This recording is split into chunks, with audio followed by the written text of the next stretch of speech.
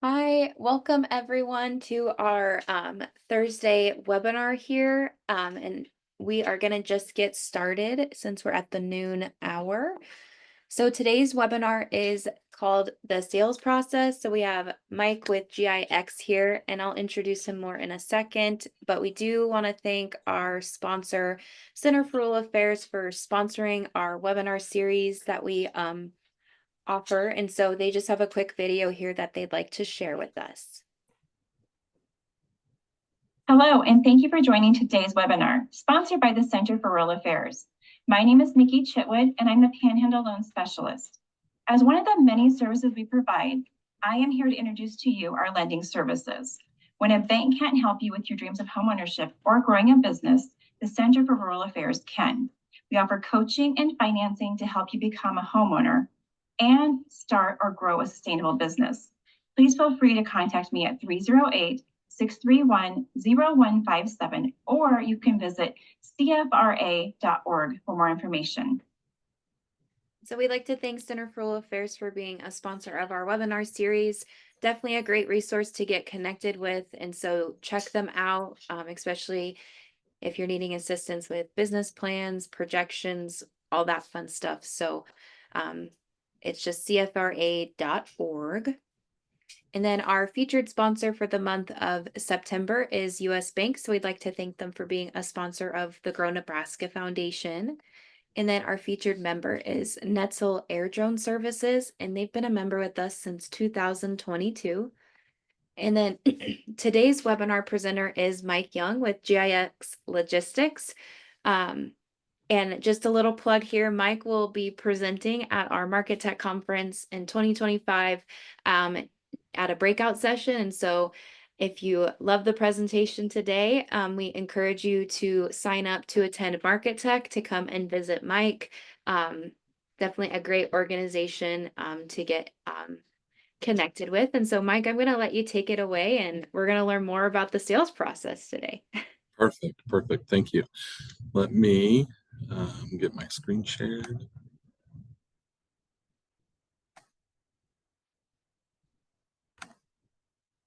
All right, everybody can see that.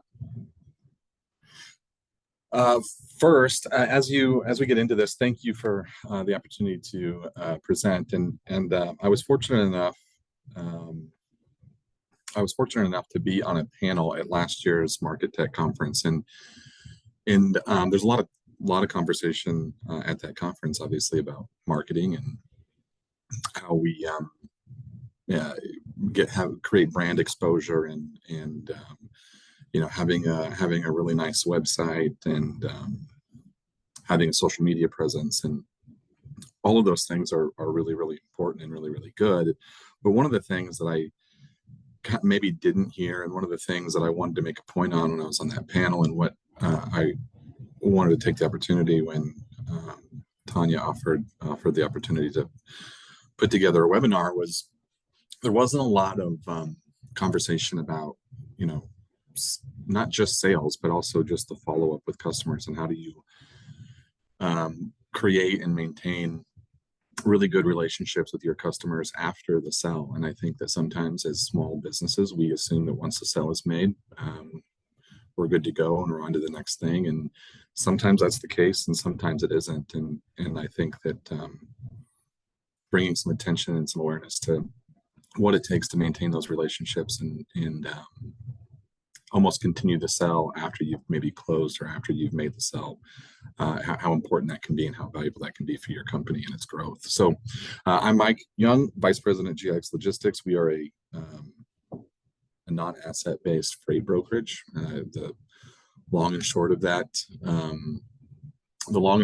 is basically we are the middleman between our customers who have freight that they want to get moved, and small to medium-sized trucking companies looking to get their equipment moved. So we don't own the trucks, we don't own the trailers, we don't employ the drivers. We simply act as the middleman between the two, and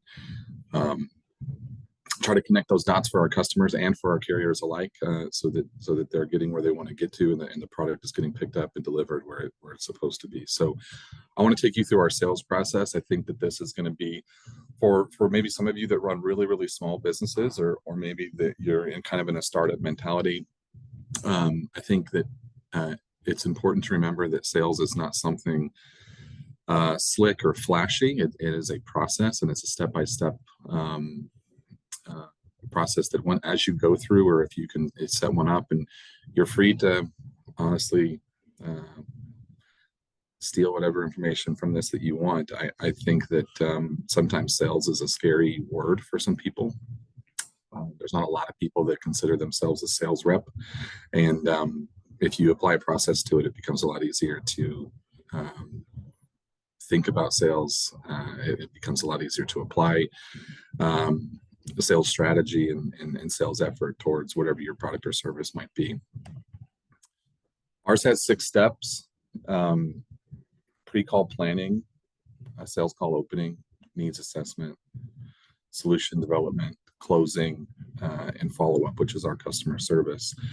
Recently, I'm not sure if anybody is aware, but our industry and I think the economy as a whole has become a little more difficult, a little harder to operate within. And it's made us kind of rethink what a win means. I mean, obviously, we want to sign up new customers. All of us want to sign up new customers. All of us want to sell our product and service and see revenue growth. But sometimes as you sell, your goals and your initiatives and what qualifies or what you can categorize as a win needs to also change. And I think if you asked any of my sales reps, was 2023, the end of 2023 and the beginning of 2024, the first half of 2024, successful, and all you were measuring it by was new customer activations, I think that a lot of them would kind of shrug their shoulders and go, could have been better. But if you ask them, hey, were you successful in reaching out and having your name land in somebody's inbox or somebody's voicemail? Did you start a conversation? Have you worked over the last few months to develop a relationship, even if you aren't necessarily getting business from that person? I think a lot of them would say, yeah, it probably has been. We've certainly been more successful doing that than maybe we have been truly activating new customers.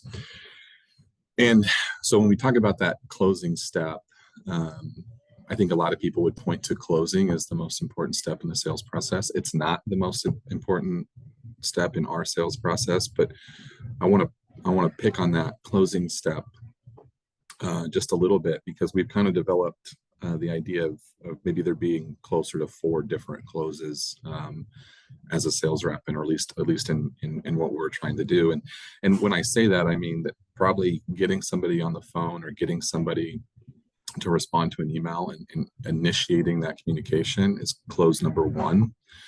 And then having an opportunity to discuss pricing, negotiate, maybe talk about a contract is close number 2. So now we've moved our relationship or the conversation down the road a little bit.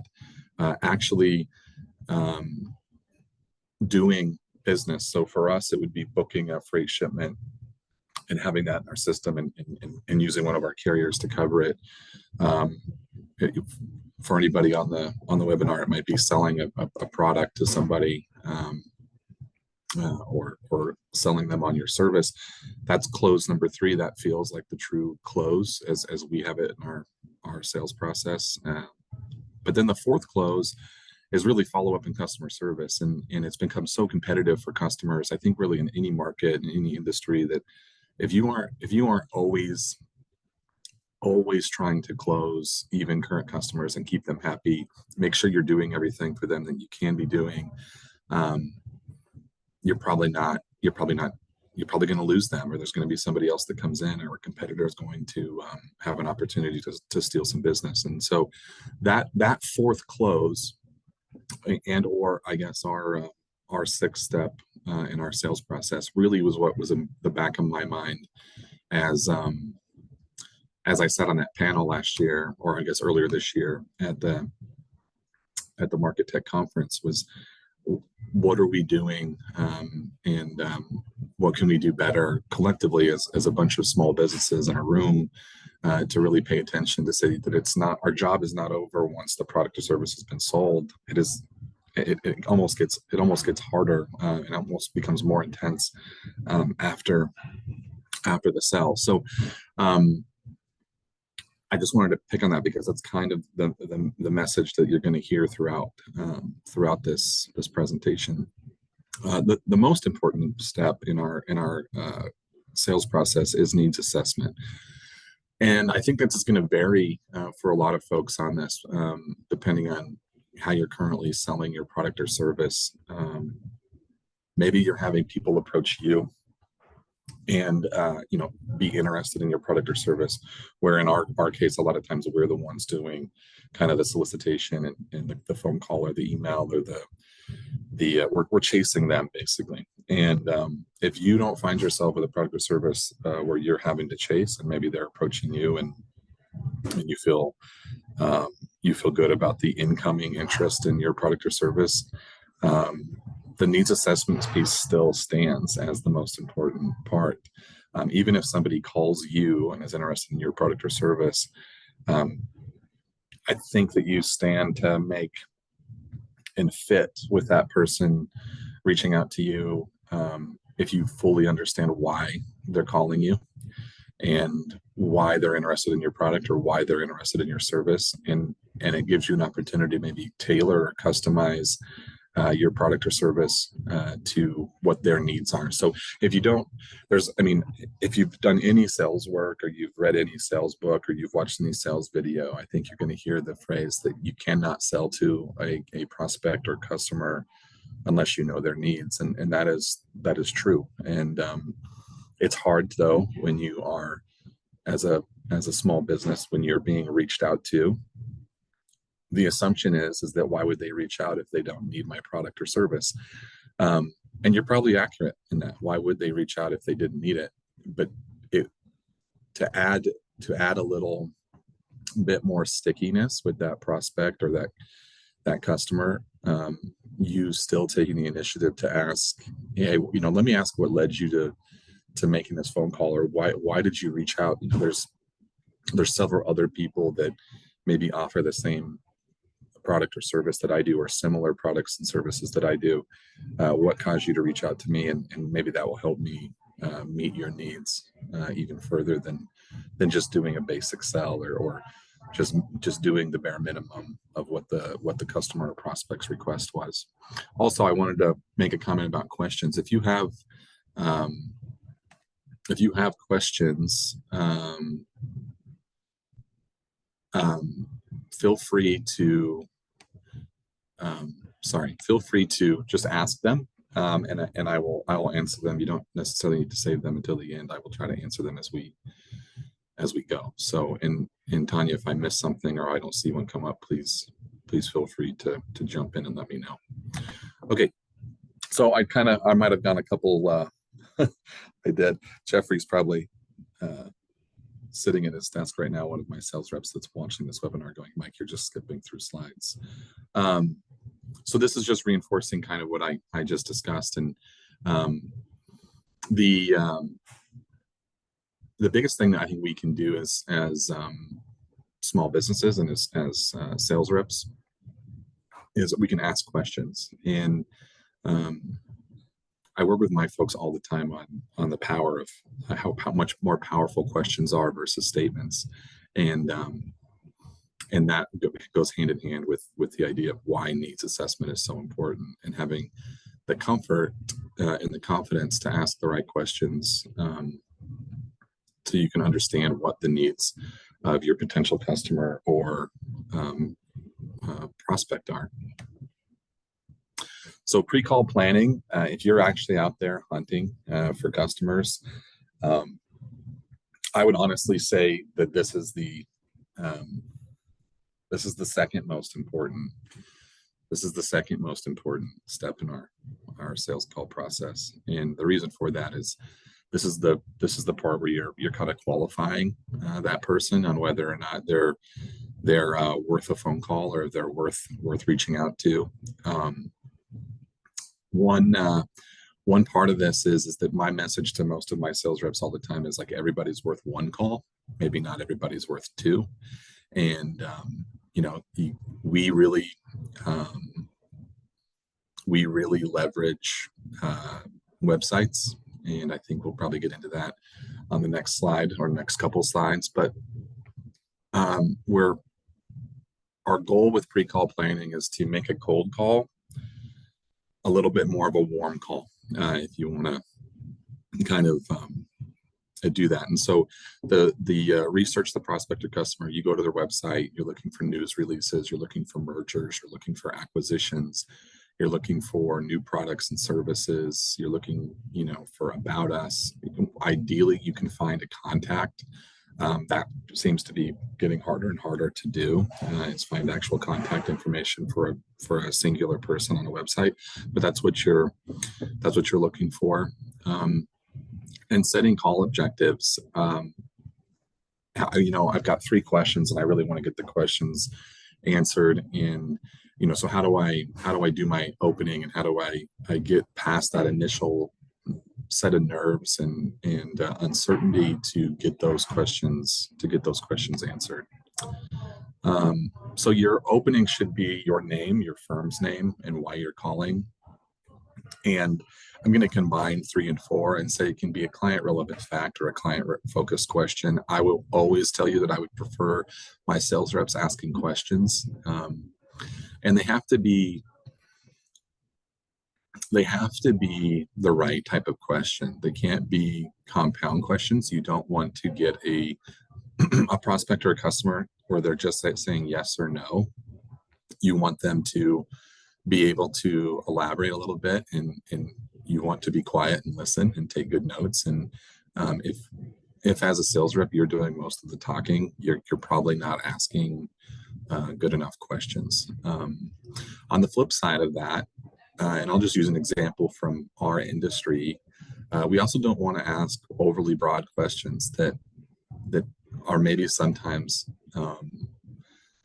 overly difficult or maybe even impossible really to answer. And so one of those, what example I use in sales coaching or sales training is, maybe you call we would call a large shipper, and we would ask, what does your freight network look like? How is a single point of contact going to be able to quantify what an entire freight network looks like? Maybe they've got 12 different DCs, and they've got, they're moving 1,500 loads a day, and they're moving in, all 48 mainland states. Like, you start asking a question, and if the question is met with a heavy sigh on the other end of the phone, you probably asked a question that it almost seems a little frustrating to the customer. So a better answer or a better question for us in our industry would be, hey, you have a DC or a location in Houston.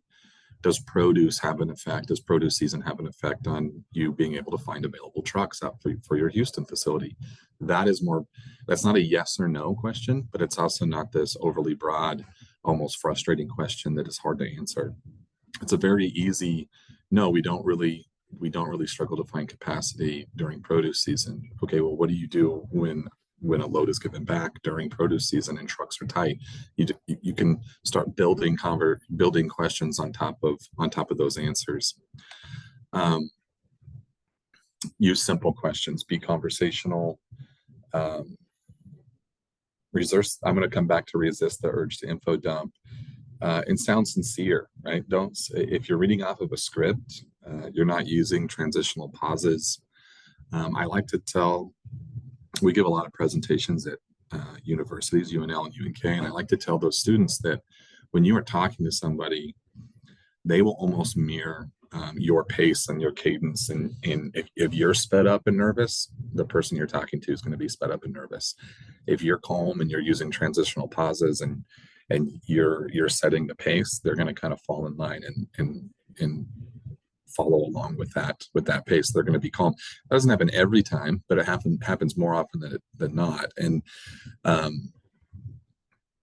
it just really slows the conversation down. It gives you a chance to think. It gives you a chance to take notes. It gives them, they feel maybe a little bit more comfortable elaborating on some of their answers.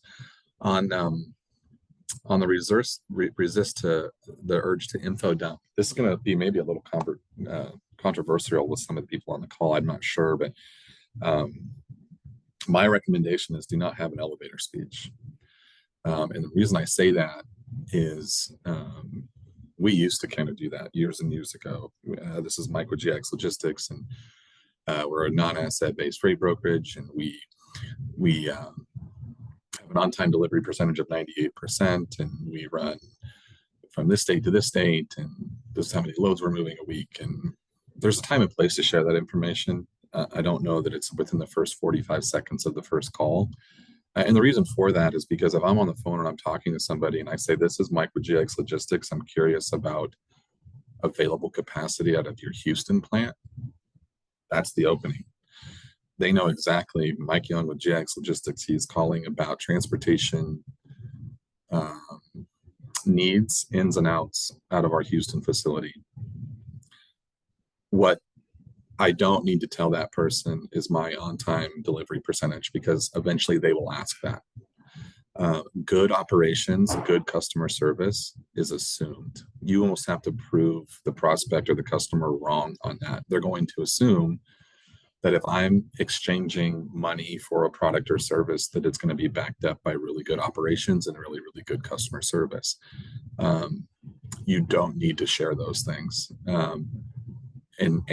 But you will share them as the conversation unfolds. And I don't just mean in the first conversation. It might be multiple emails. It might be a couple different phone calls. It might be a face-to-face meeting, depending on what business or what industry you're in. And you're going to have an opportunity to share all of the things that make your company great. It just doesn't need to be in the first 30 to 45 seconds of the very first call, because all that happens is that person on the other end is just ready for you to be done talking. So think about that as you're prospecting, or you're going into an important meeting or an important call. What's of real value? What's of real value to that prospect or customer? So here's a good example of some of the stuff we would gather from going and doing pre-call planning on a prospect. We would gather all this information. So they're in Maryville, Indiana. We know what kind of product they're shipping. We know what type of equipment they're going to need. We know where they're shipping to, likely. We know all these things, so we can start formulating what our sales call opening would be as we go through and plan for that. So here's an example,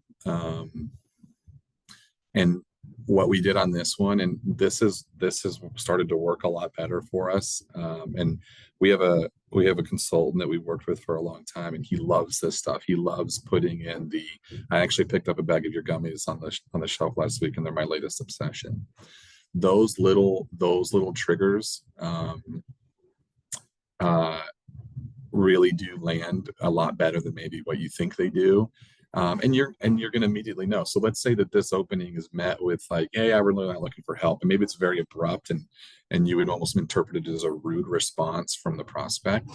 Now, I need to be a little bit more matter of fact as I start interacting and engaging with this prospect on kind of a targeted time frame over the next few months.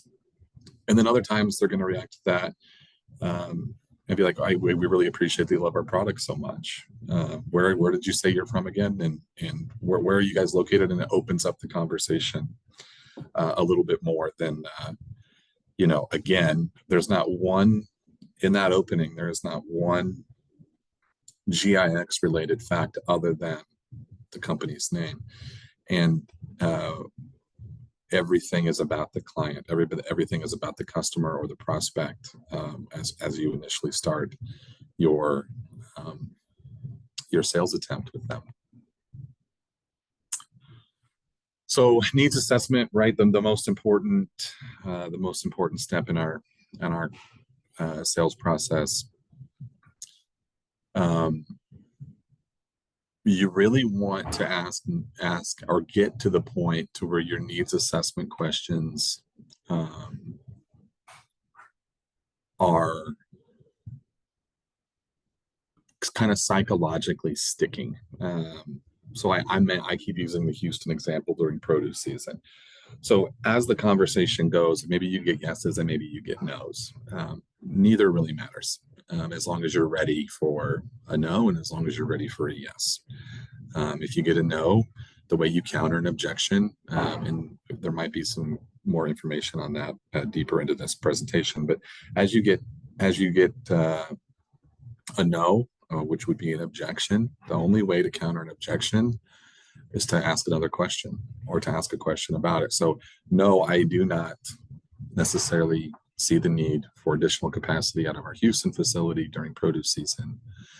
My follow-up would be, that's great. Most people are struggling out of Houston. What would you do, or how do you handle when a shipment is given back to you last minute and trucks are tight in that area?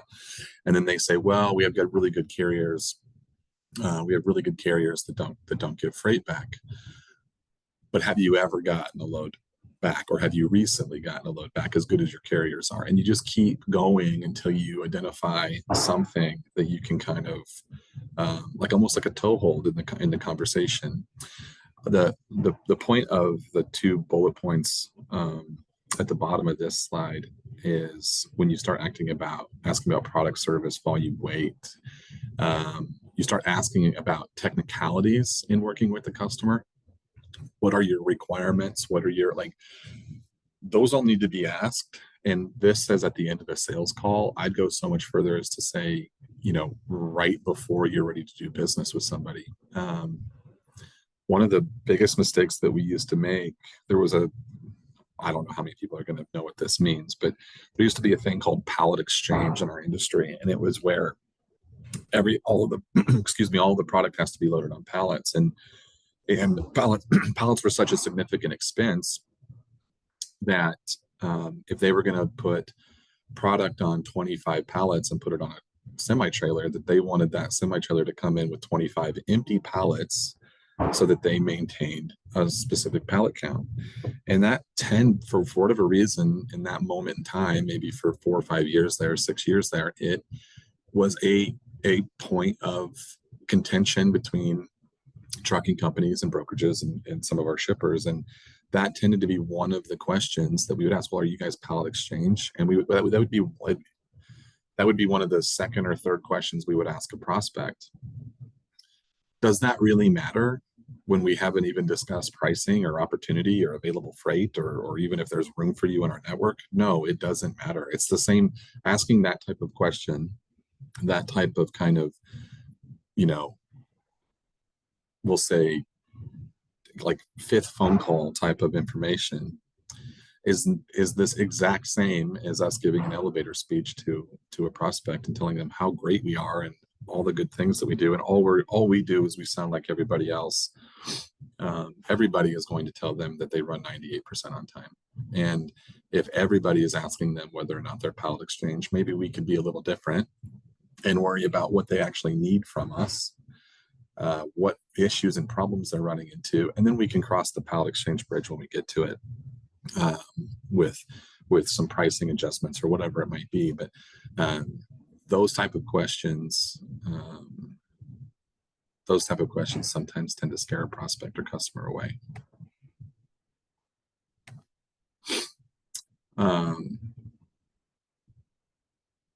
So these are perfect. So let's say that the answer to the Houston question is, yeah, Mike, we do struggle sometimes to find capacity during produce season. Our carriers leave us, and we really get up against the gun, and our transportation spend goes up because we're having to pay more than what we budgeted and all these other things. And so the questions you start asking in those scenarios, if you do get a yes to something, are, how long can you be over budget before you start hearing from your boss?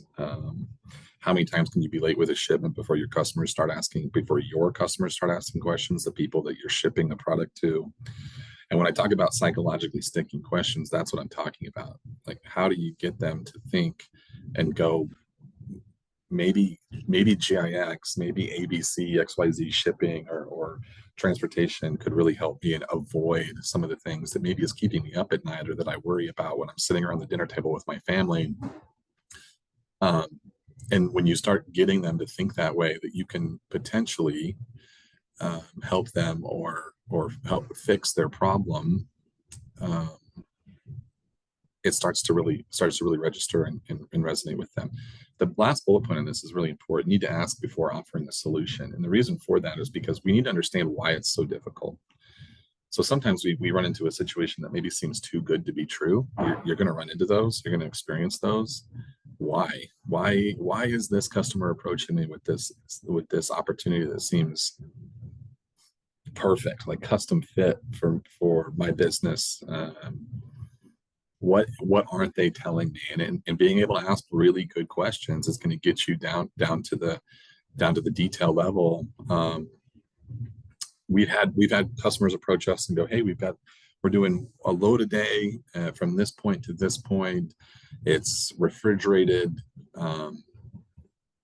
It's the same, it's a similar product or similar commodity that we're used to hauling. It seems like it's right in our wheelhouse. And then we start asking questions and we realize, oh, the transit time is inefficient. We're going to be keeping a driver on the load for way too long, and they're not going to get the miles they want, and the customer isn't willing to pay for the extra time on the load, and all these things happen, and you're like, well, that's why it seemed too good to be true, because the customer was struggling to find a solution, because maybe they're actually struggling to fix the root problem.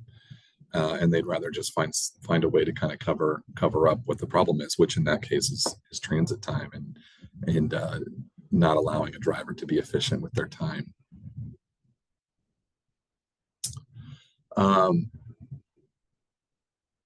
Offer a potential solution. I'll put the word potential in there. Offer potential if I can find a truck that can hold the load for that transit time. If I can find a truck, a daily truck for you that's willing to do that. If I could find 3 or 4 trucks for you during produce season, would that help? And if I can do that, how quickly can we ramp this up and get us set up and get us ready to haul for you?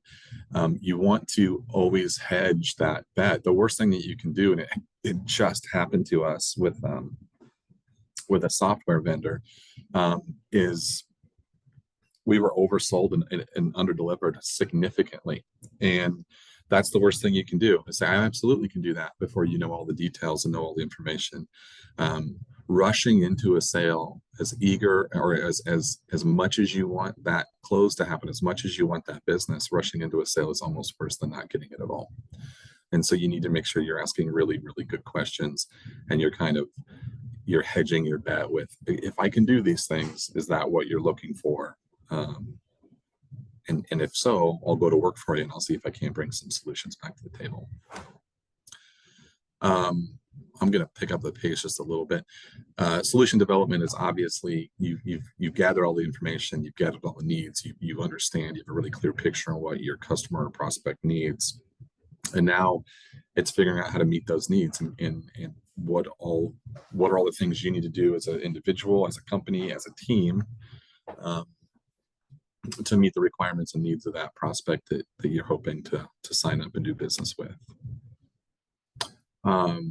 So closing, one of the things we always ask about closing, everybody looks at closing and they say that I think is the most important step in the process, because that's where you earn business.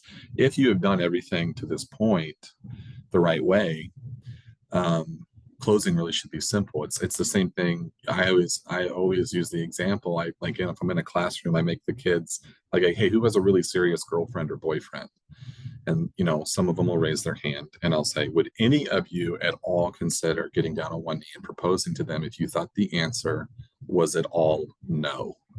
And of course, everybody's like, no, I'm not going to ask that question. If it's not a for sure yes, if it's not a slam dunk, I'm not asking the question. That's essentially what closing is in the sales process. Closing should just almost automatically happen. If you ask the right questions and you provided the right solutions, you almost don't even need to worry about closing. Becomes a non-step. It just naturally and organically kind of happens.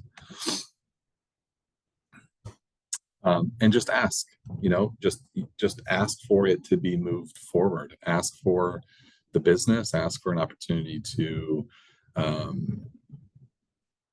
ask for an opportunity to see if there's more volume, ask for a referral.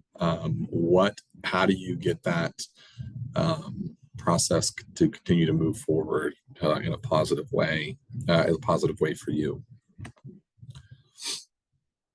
Another thing that we do that helps us with the follow-up, the customer service part, the idea of that fourth close. How do we keep closing on customers? Years and years and years ago, we put this together. It's just our rules of engagement. It's like our ethos. It's like our what we do.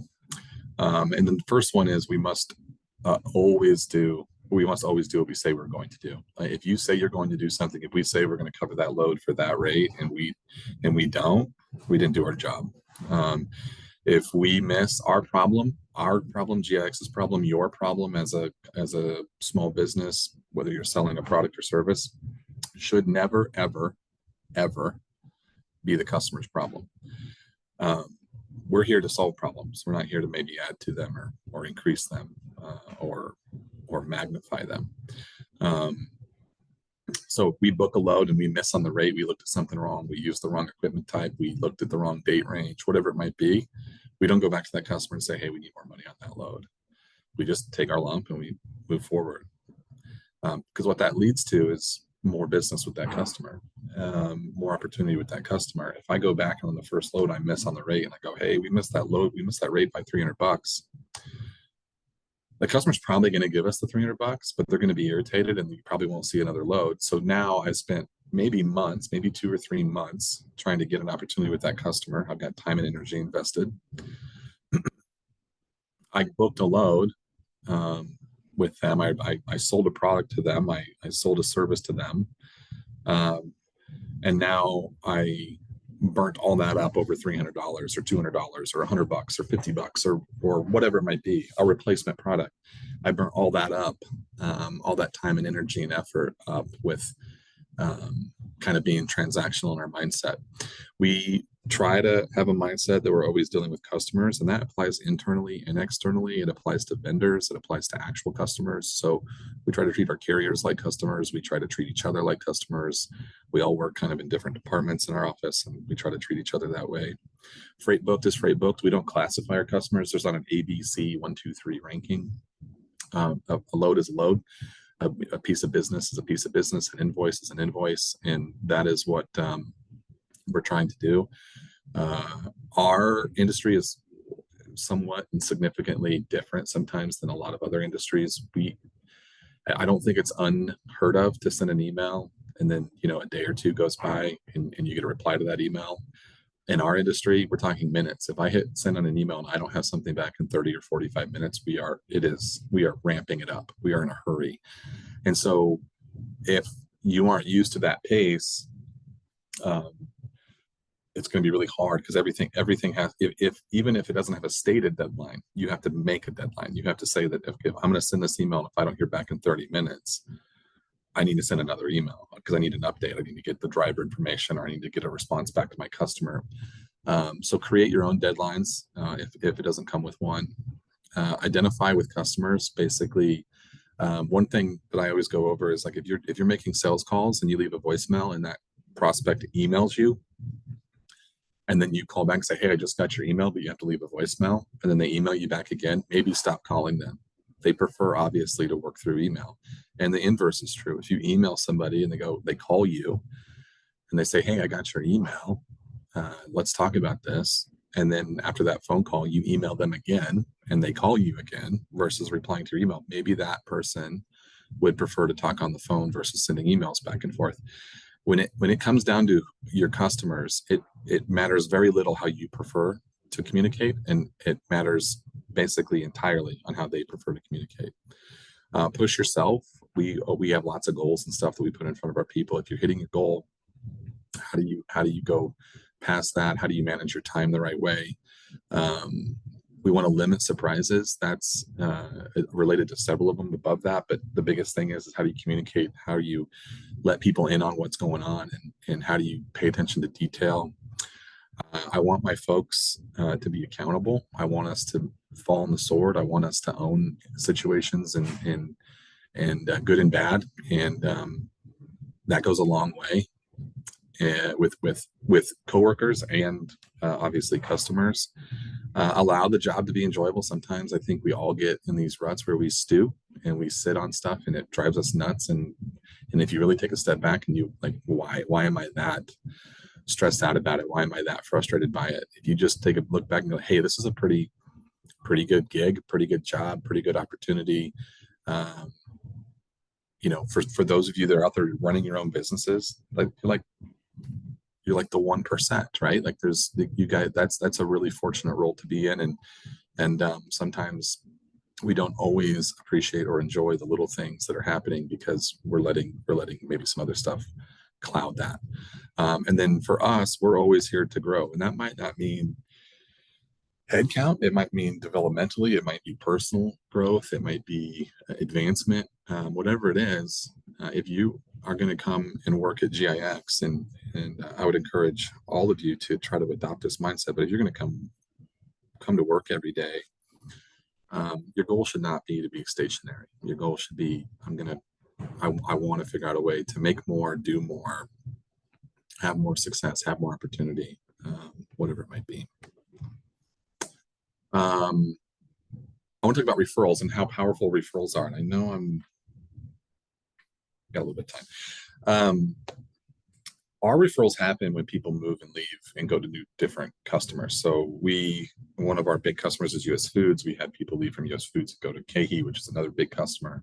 We've had people leave from KeHE and go to Conagra. And what happens is they go in, and because they had such a good experience with us, because we did what we said we were going to do, and we backed it up, and we always were solution oriented when problems came up, and our customer service was so good, they would get to that new position, that new company, and they'd be like, I'm bringing GIX in. Do you guys work with GIX? We don't work with GIX. They're not even in our system. Well, I'm bringing GIX in. And we have added several new, but more importantly, large customers because of a single point of contact's individual experience with us, with our company, and the value that we bring for those folks.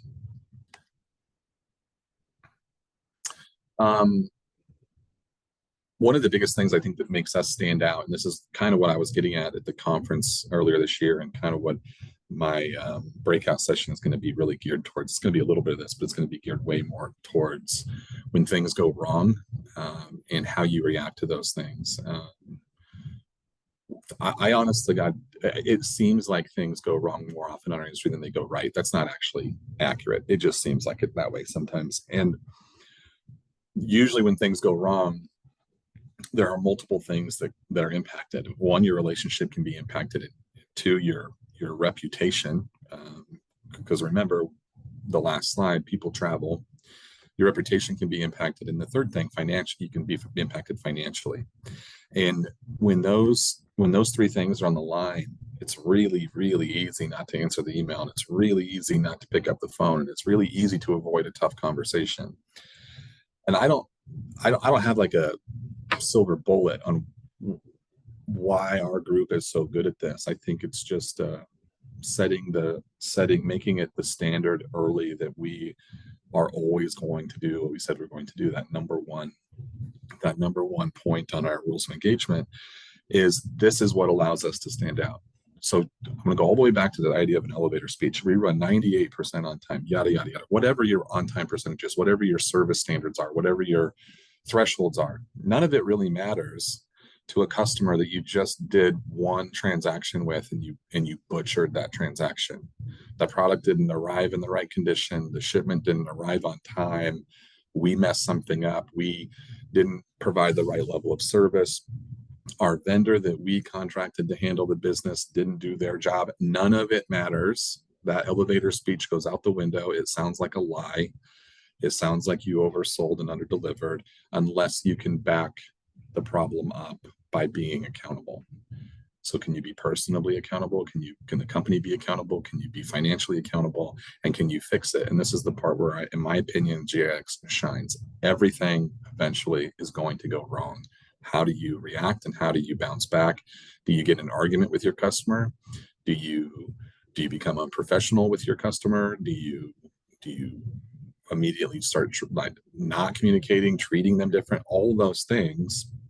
And this one right here, this part right here, your ego cannot be greater than the customer relationship. Your ego cannot be more important than the relationship with the customer. And if you can figure that part out, the referral side, the when you fix something, it's almost more powerful fixing something that went wrong than just kind of high-fiving each other because everything went right. Fixing something that went wrong for your customer is legitimately and almost always more powerful than things. It's easy. Business is easy when everything goes right. Business is hard, and it separates good companies from great companies and good companies from bad companies, depending on how you react to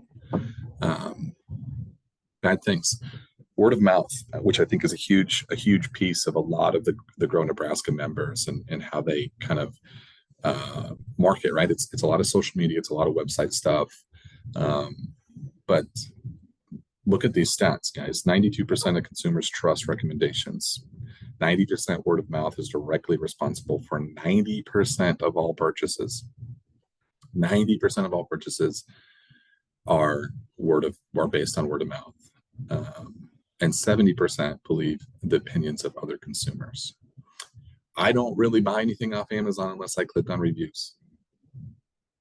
Unless I really want that product or I really think I need it, I will not ignore reviews, and especially if they're consistent.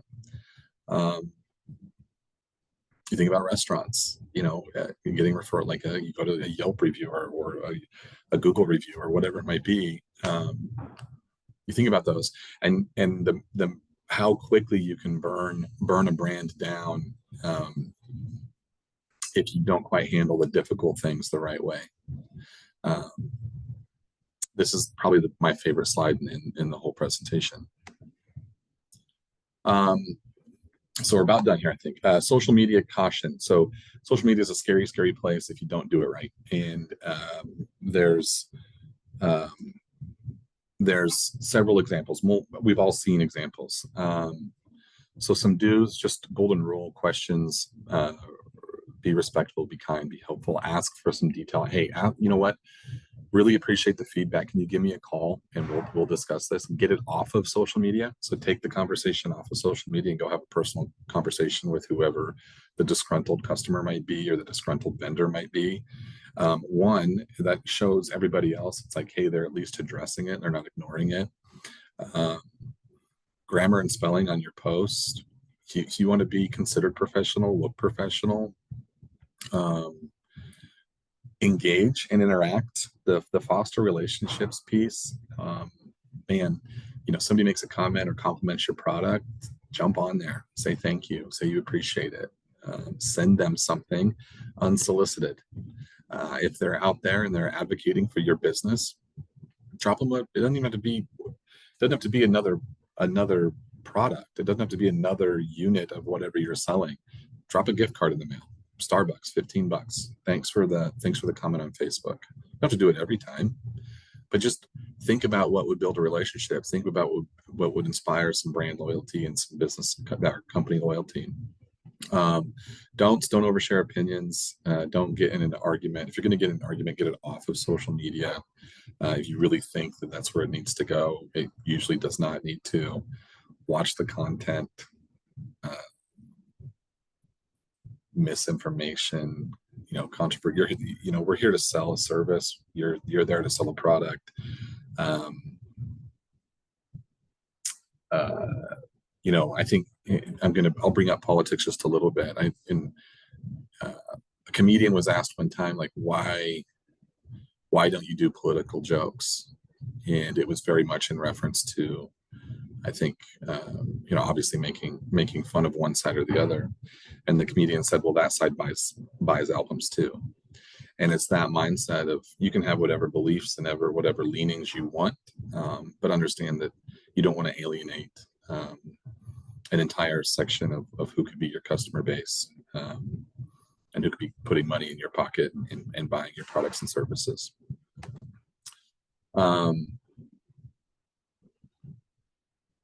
yeah, this is that fourth close. Like you just have to keep doing it. You have to keep engaging. You have to keep providing the right level of service. It's not done just because they bought something. It's not done just because they paid you. Um, you have to handle your current customers the right way. Current customers also lead to future referrals. I think that's it. I think I squeezed it in there at the, yeah, 10 minutes to go. Are there any questions? Tanya, do you have anything? What would you do if you can't find information on the contact, what I just called? Amanda asked a question. So we are fortunate where we have kind of a lead sourcing or not lead sourcing or lead generation tool. We have a referral tool, but a lot can be done. A lot can be done on LinkedIn for free, Google for free, and Facebook for free. So if you and if none of that lends itself to a point of contact, then yeah, I think you just call the general number. You ask for somebody in the department that you think you need to talk to, and then there's a whole other like game almost around how you get past certain gatekeepers. Like you might have a receptionist or somebody at the front desk that handles all the calls, and they know that you know Joe or Susie or whoever in the back office does not want to take a call, and they're kind of gatekeeping. And so asking the right questions even to that person can earn you some information for your next try or for your next attempt. Maybe you get the name right. Maybe it's like, well, no, Joe's not taking any names. Okay, well now I know Joe and I know their company name. Now that maybe helps me with LinkedIn. Maybe I can go find the right point of contact on LinkedIn. I hope that answers that question.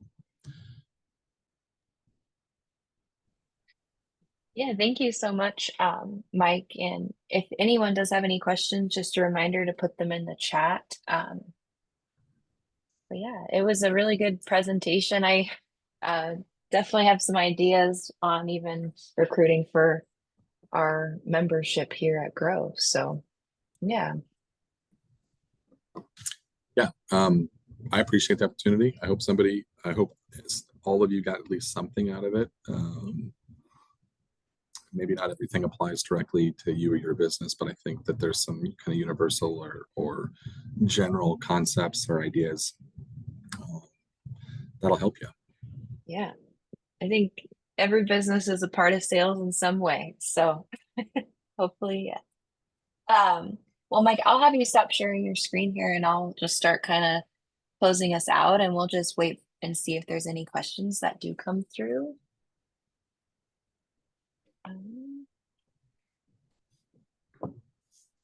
So once again, thank you so much for being our presenter this week. And so some of our upcoming trainings, we have October 2nd with Maria, our Google expert, and it's just coach your team to success.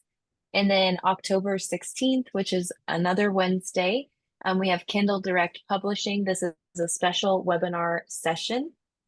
And then we do still have our normal third and fourth Thursday webinar in October. Just topics are still being determined there. And so keep an eye out for that. And if you would like to see any of our upcoming trainings or get signed up, you can scan this QR code here, or I did send a link in the chat. And then we are opening up registration towards this week, towards the end of this week, beginning next week for Market Tech 2025 on March 25th and 26th. And so as Mike mentioned, he is going to be there touching on a different kind of topic, building off of this one he just did. And so if you'd like to come and join us, keep an eye out for registration opening. It's just markettechconference.com. Grow Nebraska does offer open office hours for people interested in Grow Nebraska, our Grow Nebraska Women's Business Center clients, and our members. So come and ask your questions, and you'll actually be meeting with me on those. And so sign up, and I'd love to chat about anything that you're needing assistance with. And then I encourage you guys to follow us on social media to stay up to date on all things happening with our Nebraska members and businesses, as well as any of our trainings here at Grow Nebraska.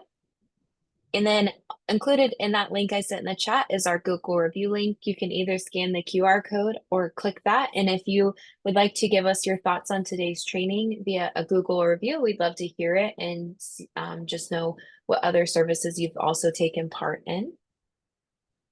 And then once again, thank you so much for joining our training. If you do have any questions or topic suggestions, please contact me at our store number here or at Tanya@grownebraska.org. And I'm not. Oh, Philip, Market Tech takes place here in Kearney, Nebraska. And so it's just right across from our store, but we're in the Eunice campus right off the interstate. And so we use their conference center. So it's a quick walk for us. But yeah.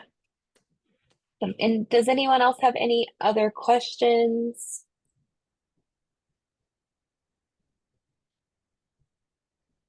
All right. If not, I'm gonna just close us out today. Once again, thank you, Mike, and I Absolutely. hope everyone Thank you. has a good rest of their day. Thank you, guys.